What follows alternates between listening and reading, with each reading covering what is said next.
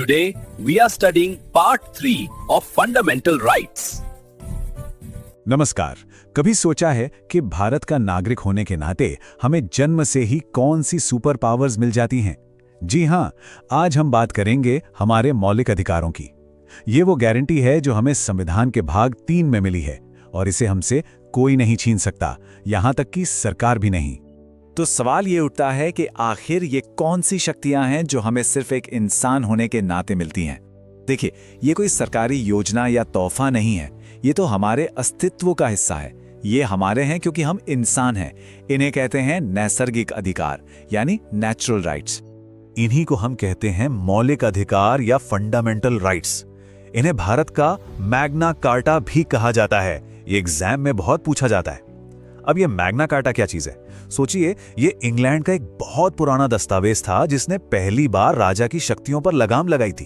बस वही काम हमारे मौलिक अधिकार सरकार के लिए करते हैं ताकि वो अपनी मनमानी न कर सकें। और ये पूरा कॉन्सेप्ट हमने लिया है अमेरिका के संविधान से। तो चलिए एक नजर डालते हैं कि आज हम क्या-क्या समझने वाले हैं। सबसे पहले भारत के मैग्ना कार्टा के बारे में जानेंगे। फिर हम देखेंगे कि ये अधिकार हमें आखिर बचाते किससे हैं। और उसके बाद हम समानता, स्वतंत्रता और सबसे जरूरी जीवन के अधिकार की गहराइयों में उतरेंगे। तो तैयार हैं? चलिए शुरू करते हैं। तो अपना पहला टॉपिक है भारत का मैग्ना कार्टा। देखिए, ये मौलिक अधिकार सिर्फ कानून की मोटी-मोटी किताबें नहीं हैं। ये हमारे संविधान का हर एक नागरिक से किया गया एक पक्का वादा है, एक गारंटी है। सोच कर देखिए, अगर ये अधिकार न हो तो इंसान की जिंदगी एक पिंजरे में बंद पंछी जैसी हो जाएगी। सांस तो चलेगी, पर वो आजादी, वो सम्मान नहीं होगा। इसीलिए ये अधिकार इतने बुनियादी हैं, इतने जरूरी हैं कि इनके बिना एक गरिमापूर्ण जीवन की कल्पना भी नहीं की जा सकती। ठीक है, तो हमारे पास ये मौलिक अधिकारों की एक जबरदस्त ढाल तो है, पर दुश्मन कौन है? ये ढाल हमें प्रोटेक्ट किससे करती है? इस सवाल का जवाब समझने के लिए हमें संविधान के एक शब्द को समझना होगा, राज्य यानी द स्टेट।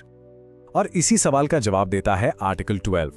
देखिए, जब हम राज्य शब्द सुनते हैं तो ज्यादातर लोगों को लगता है केंद्र सरकार या राज्य सरकार, लेकिन नहीं। संविधान की नजर में राज्य एक बहुत बड़ा छाता है जिसके नीचे बहुत कुछ आता है।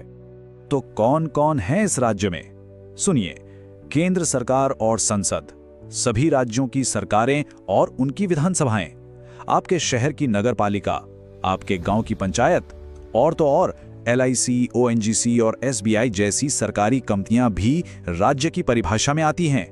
मतलब कल को अगर बिजली विभाग भी मनमानी करता है तो आप उसके खिलाफ कोर्ट जा सकते हैं। अच्छा, मान लीजिए राज्य ने कोई ऐसा कानून बना ही दिया जो इन अधिकारों को कम करता है, तब क्या होगा? तब मैदान में उतरता है हमारे अधिकारों का बॉडीगार्ड, आर्टिकल 13।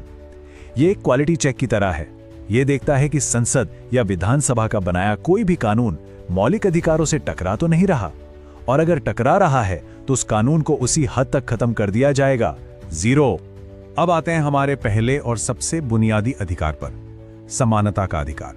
यही वो अधिकार है जो कहता है कि इस देश में कानून के सामने सब एक बराबर हैं, चाहे कोई अमीर हो, गरीब हो, प्रधानमंत्री हो या आम नागरिक। ये अधिकार हमें मिलते हैं अनुच्छेद 14 से 18 तक। इस समानता के अधिकार में हमें 5 अलग अलग तरह की गारंटी मिलती है। कानून के सामने बराबरी, किसी भी तरह के भेदभाव का अंत, सरकारी नौकरियों में सबको बराबर मौका, छुआछूत जैसी प्रथा का जड़ से खात्मा और राजा महाराजा जैसे टाइटल्स का अंत। चलिए अब एक एक करके इन्हें समझते हैं।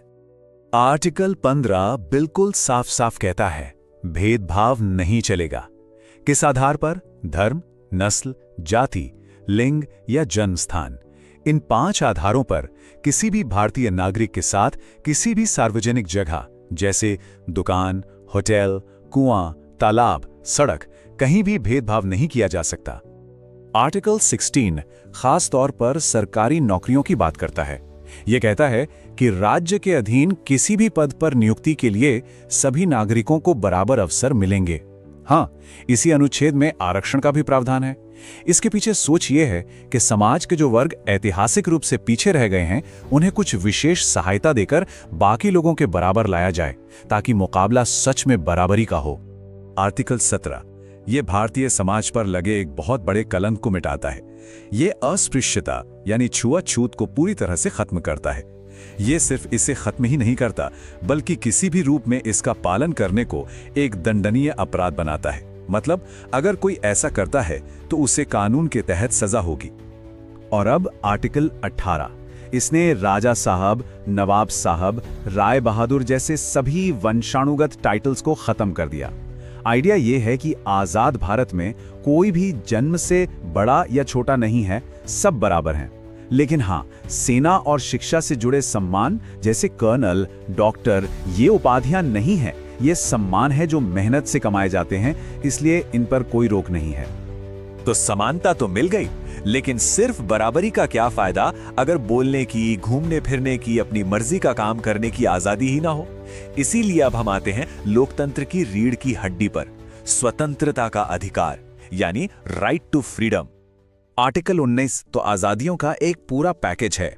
इसके अंदर हमें 6 तरह की आजादी मिलती हैं। पहली, बोलने और अपने विचार रखने की आजादी। दूसरी, शांति से बिना हथियारों के इकट्ठा होने की आजादी। तीसरी, संघ या संगठन बनाने की आजादी। चौथी, पूरे भारत में कहीं भी घूमने फिरने की आजादी। पांचवी, देश के किसी भी हिस्से में बस जाने की आजादी। और छठी, कोई भी पेशा या व्यापार करने की आजादी। अब आर्टिकल 20 उन लोगों को सुरक्षा देता है जिन पर कोई अपराध करने का आरोप है। इसमें 3 बहुत जरूरी बातें हैं। पहली, किसी को उस काम के लिए सजा नहीं मिल सकती जो करते वक्त कानूनन जुर्म नहीं था। दूसरी, एक ही जुर्म के लिए किसी को 2 बार सजा नहीं दी जा सकती। और तीसरी और सबसे जरूरी, किसी भी व्यक्ति को अपने ही खिलाफ गवाही देने के लिए मजबूर नहीं किया जा सकता। अब तक हमने जितने भी अधिकारों की बात की, वो सब तभी मायने रखते हैं जब इंसान जीवित हो। इसलिए अब हम आ रहे हैं सभी मौलिक अधिकारों के सरताज पर। अनुच्छेद 21 यानी जीवन का अधिकार। इस अनुच्छेद की भाषा बहुत सरल है, लेकिन इसका मतलब बहुत गहरा है। यह कहता है कि कानून द्वारा तय प्रक्रिया के बिना किसी भी व्यक्ति से उसकी जिंदगी या उसकी व्यक्तिगत आजादी नहीं छीनी जा सकती। इसका साफ मतलब है, राज्य की मनमानी बिल्कुल नहीं चलेगी। जो भी होगा कानून के दायरे में होगा। सुप्रीम कोर्ट ने समय समय पर इस जीवन के अधिकार का मतलब और भी बड़ा किया है। कोर्ट ने कहा है कि जीने का मतलब सिर्फ सांस लेना नहीं है, बल्कि सम्मान के साथ जीना है।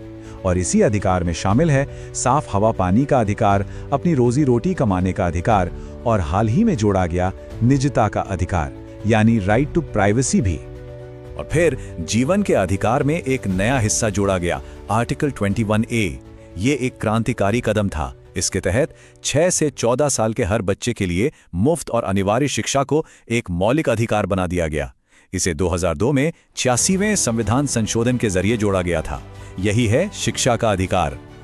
तो चलिए 1 मिनट में फटाफट रिवीजन करते हैं। आर्टिकल 12 में है राज्य की परिभाषा। 14 से 18 तक है समानता का अधिकार। आर्टिकल 19 देता है 6 तरह की आजादी। आर्टिकल 21 है जीवन का अधिकार और 21A है शिक्षा का अधिकार। बस इतना याद रखना है। तो अब हमारे पास ये सारी शक्तियां हैं, ये ढाल हैं। लेकिन सोचिए, अगर कभी राज्य खुद ही इन अधिकारों को छीनने लगे तब क्या होगा? हम क्या करेंगे? किसके पास जाएंगे?